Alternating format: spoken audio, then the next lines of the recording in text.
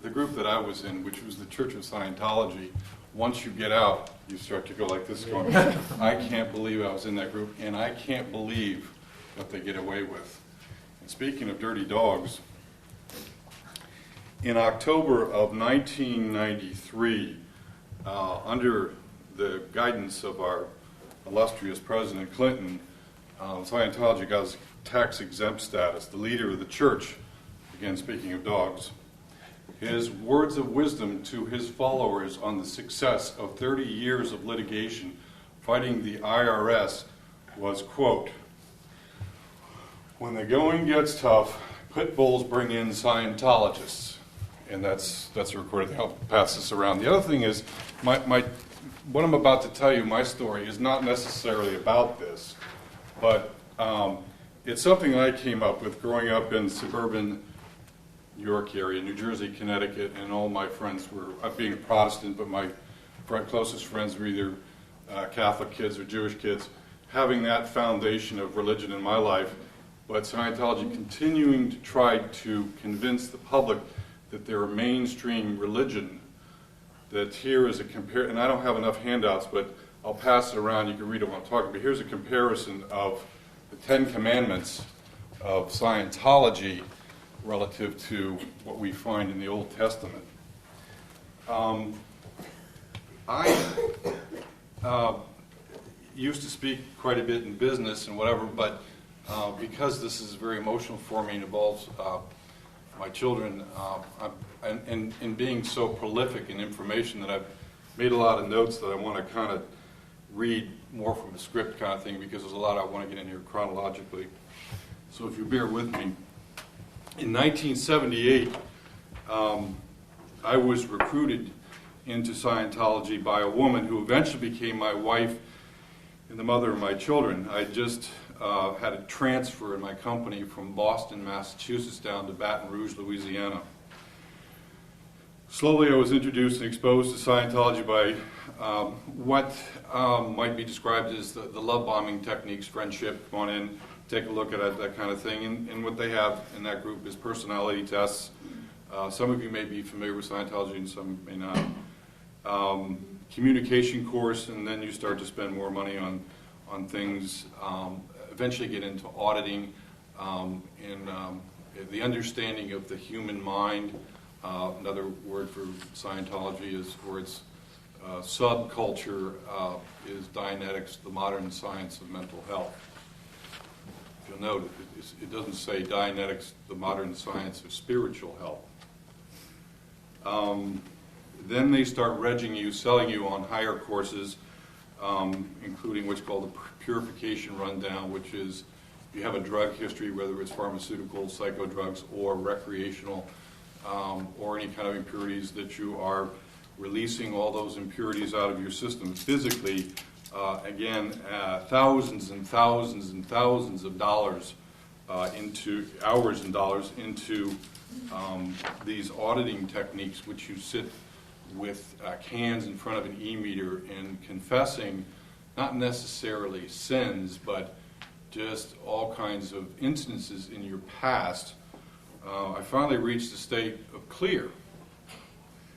And as you can see, I'm not clear. I'm not even opaque. Put a flashlight behind me and no light's going to come through, I guarantee you. That was in 1984. So that was 6 years after I got in. At this point, I started to question the validity of the auditing process, because a lot of the people that eventually got into Scientology start to get into this thing, this belief that Ron Hubbard has all the answers in life. I never got to that point. So I was wondering, I was still into the technical stuff, saying, well, it must not be right, because I don't have this wow. I don't have this big thing that you reach a state of this coveted state of clear. So I explained this to the people, and their answer was, you know what, it's because you're such an able person, you're such an intelligent person, you must have a high IQ, you need to get on to the next level, because you get further on up the next level, and we need to check for $6,000 more. And the next step was called the Sunshine Rundown. I don't want to get too much into my experiences in the cult. I want to get through that and then into the leave-taking and the process of trying to leave. For a period of 3 years, I resisted more courses in auditing. The time, my wife couldn't get enough Scientology. She was getting further into it and maxing out credit cards, savings accounts, trying to defer savings accounts for your kids for college, things like that. And then somehow, some way, my children, it's not a cognizant thing, but they got into a private school, Scientology private school. Their main private school, or model private school, is called the Delphi School in Oregon, but this was called the Chesapeake Ability School, which was in Virginia, just outside of Washington, D.C. They were in there for 2 years. And then there was a point in 1987 where a lot of things happened that started to anger me, infuriate me, and a series of, for example, I had a corporate card, which wasn't mine. It was a corporate credit card for my company. It had a $4,000 charge on it, and the mother of my children, my wife at the time, had made 2 purchases for her and myself to join the International Association of Scientologists lifetime membership out of Sussex, England, because if we didn't join that there was something bad was going to happen to us. And I think there was as I started to question more, and I had, at that time I was in Washington, D.C., I had a fairly high position in my company, and I had influence and connections, and I got, if you've heard of what's called the Sea Org, I got a lot of people that came up from Clearwater, Florida, in naval uniforms, trying to reconvince me that my concerns about Scientology weren't real, or my fears were whatever. And I just, at that point, it still was going to be a long time before I recognized Scientology as a cult. But I had been in naval ROTC in my earlier years, and though I never finished it, I had enough of Navy uniform, so I didn't like these guys anyways. Once the Vietnam War was over, I got out of the program to be at least in the Navy. But the next thing that really dawned on me, we were at this event in Scientology where it was a year after Ron Hubbard died, and my 2 children on either side, and then their mother down there, and when they do these presentations at these events, at the very end of a talk, they put up a picture of Ron Hubbard, and he's got his captain's hat on and an ascot, and he's looking up at like this. And at that point in time, I was still thinking, well, the guy's he's just a real brilliant science fiction writer. But I never had this affection for him as this person who deserved all these accolades for human life. And my kids, my small kids, they're sharp kids, they're looking at me going like, what's going on? Because everybody in the audience is going, hip, hip, hooray, and they're looking at this big picture. And I look over there, and there's my wife. The same thing. It's a robotic thing. It's all hip, hip, hooray, hip, hip, hooray, hip, hip. And then I realized there's something wrong there. Still didn't know it was a cult. And then at that point, they still tried to reg me, try to sell me on more things. And I wrote them a letter in September of 1987, specific language saying to leave me alone. That's it. I don't want any more. So what you could consider me is a category of a walk away. I wasn't rescued. I didn't need to. I figured it out on my own, but I still didn't figure it out. It was a cult. To me, it was just a scam. It was stupid. Didn't make anything. It was going to drain my family finances. But I didn't want to take away from my wife, the mother of my children, her right to believe these things were going to help her in life. So we had 4 years of marriage together beyond that point where I was away from the group, but she was still involved. I had 2 transfers. My particular work, I did have to transfer around a lot. And there was a process, let's see, when I really came to recognize what this group was, you're not familiar, Time magazine wrote a story in May of 6, 1991 about the occult of greed. I had a subscription to Time magazine. It was withheld from me by my wife at that time, and so I didn't know about it. That was May of '91. In December of '91, 7 months later, I'm traveling. I'm in a concierge VIP level in a hotel and sitting there reading some magazines, and there was this magazine, and I read it, and this is what I was once in, this is what my family is in, but still, you still can't say to yourself, oh, well, no, it's a cult, it's a bad thing. So I tried to address it with my wife, and we went to a PhD, a Christian minister, and tried to talk about it. It didn't work. 4 months, that was in April of '92. August of July of '92, we went to a PhD psychologist. Now, that was a very difficult process because Scientology is definitely opposed to psychiatry and psychology, for the most part, even overall sociology theories. And that didn't work. We were in the process of moving from Kentucky to Michigan, and I was already moved, but I was coming back on the weekends until we could sell a house, kids get in school, that kind of thing. And I came back one weekend, the house was stripped. My children were taken to a very small town in western Kentucky, where my wife is originally from. But left over in a scrap of paper, and there were a few things left behind. I found one of these confessionals, or it was a document that she had written to the RTC because she had had an extensive psychiatric background, and you ask for permission to get more auditing from Scientology. And she goes, it's a 6-page document, and I realized that she had had a previous relationship before me, and that person was declared an enemy, and she disconnected from him. And I was starting to think this is pretty serious. And the focus is more on the kids now. So she filed for divorce down there, but that town is a small town where she's from, and her parents are very influential. And they know the judge. They know all the lawyers. They know the commissioners. They know all the political system down there. And actually, her parents believe that Scientology helped her prevent her from being in a mental institution because she had some problems. So they were almost pro-Scientology. And if you know anything about Scientology, they do not mediate, they do not negotiate, do not arbitrate, they litigate.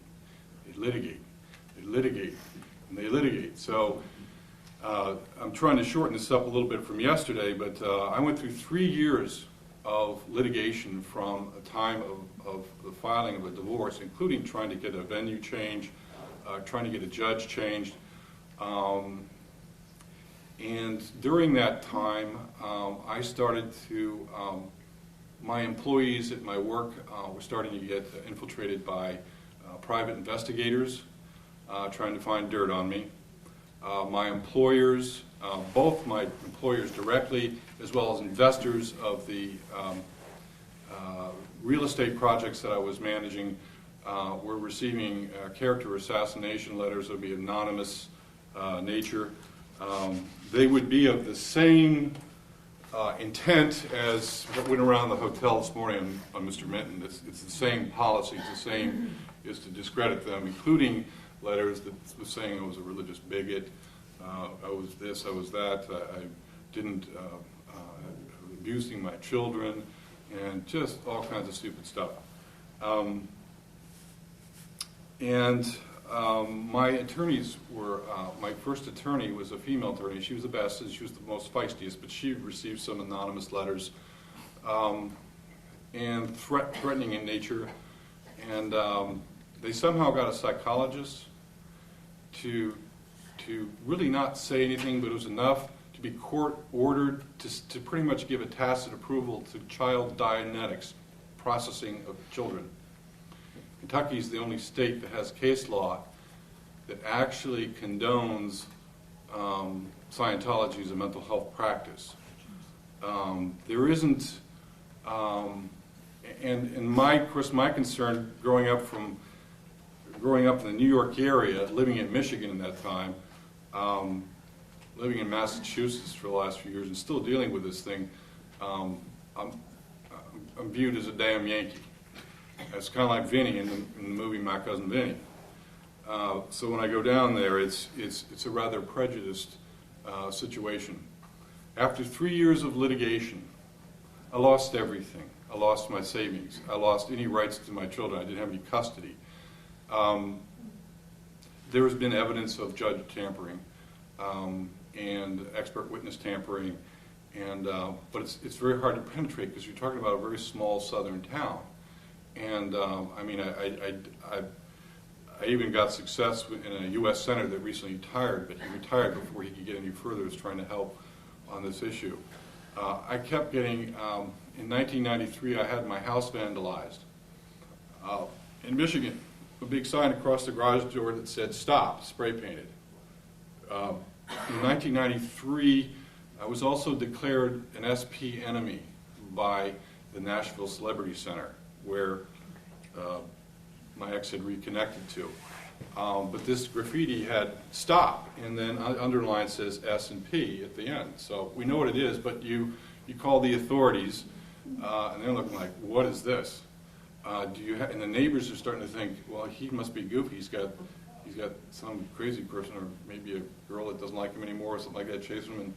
But it's documented. It's on a 3 years later, I had a house in Florida burglarized with the same kind of messages. It had foul language, so I won't repeat it, but it was written in lipstick. And I was living in Orlando, but the paper was St. Pete Times it was written on, so I know where the direction came from. And it was more of a death threat. It didn't say death, but pretty much told me to just stop what I was doing, just shut up. After I lost everything, I still had some visitation. I had my children with me, and we went through, it was down in Florida, we went through a kind of a very a light exit counseling kind of thing so that they knew, and I had been doing this with visitation over the last 3 years, to let them know what mommy and daddy's problem is not a divorce, because they can't figure it out, because their friends, their parents don't do this. Even if they're divorced, they're not going through this. They're communicating at least, and they're cooperating. And it was facilitated by a Presbyterian minister who pretty much knew what he was doing, because he was affiliated, he knew, had connections to the American Family Foundation and Watchman Fellowship, so he knew about cults and the problem there. And that's one of my buddies. And we got a lot of progress, and they were very happy. They were excited. They thought something was going to happen here. Mommy and Daddy were going to get along. And we signed some basic documents of what we wanted to do and freedoms that they should have, even as minor children. And they went back to Kentucky to be with their mom, and more litigation started. Litigation was started to have my visitation taken away from me. Now in Scientology, they have what's called disconnection. You disconnect if you're declared enemy. You also have, if you're declared enemy, you're subject to fair game. You are tricked, sued, lied to, or destroyed. And this keeps going on. In the litigation, you keep trying to stop this demise of your family. In 1995, I was let go of my company. I had a six-figure income in '93, in excess of six-figure, and in 1996 it dropped down to a four-figure income. I even had to go on unemployment because it was a very closely held professional community that I was in, and so they know, gee, this guy used to have a great, he used to be hot, he wanted to be retained by other companies, but now he's got this personal problem, and it kind of gets out there. But what is the personal problem? You tell him you have a, and the thing that's troubling is that you recognize about halfway into it, or maybe early on, that you've got a cult problem. But that cult problem now gets turned around into a legal problem. So it's kind of like saying, oh, you don't have a cult problem anymore. It's a legal problem. In 1997, they started a round of litigation to litigate me on matters of child support. Child support, if you, in the recent years, has become a criminal offense. They believe that I should still be making the same money that I used to make in a career that they had their hands in destroying. Child support is based on your income. In the final decree, my child support went down 80%, and they went and moved it back up again. Now, but there's orders missing, actually missing from the record. And so they went and filed an indictment against me in a grand jury in this small town for flagrant non-support of children, which is an extraditable offense too. So I was in Massachusetts, had to deal with it, went back down there. In the meantime, I hadn't seen my children in 2 years. Went back down there and negotiated a plea agreement, which pretty much says you make restitution, the case gets dismissed. Sign that. 5 minutes? We can do it in 5 minutes. And that plea agreement was initiated, and it's all been lived up to. Everything is all paid up. I'm paying in excess of about 5 times of what I should based on statutes. But it's like you got to pay it or you're going to go to jail. In this past January, they had to file a motion to withdraw this plea agreement and to move forward into sentencing without a jury trial, sentencing me to 1 to 5 years in a Kentucky penitentiary. That would satisfy Scientology's policy of isolating you as a defector, as a critic, or somebody who has. And we're fighting that, and we're even fighting it politically. I've got some people up in Massachusetts who are writing, Senator Kennedy, Senator Kerry, U.S. Representative Delahunt. But in February, I found out they have filed extradition papers to have me extradited, to extract me from Massachusetts and bring me back to Kentucky. Last week, I found out that somebody got to my attorneys. They notified me they're withdrawing. So I am now unrepresented. I have to go back to Kentucky into a small town. And there's a lot more to this, but I want to condense. As far as leave taking,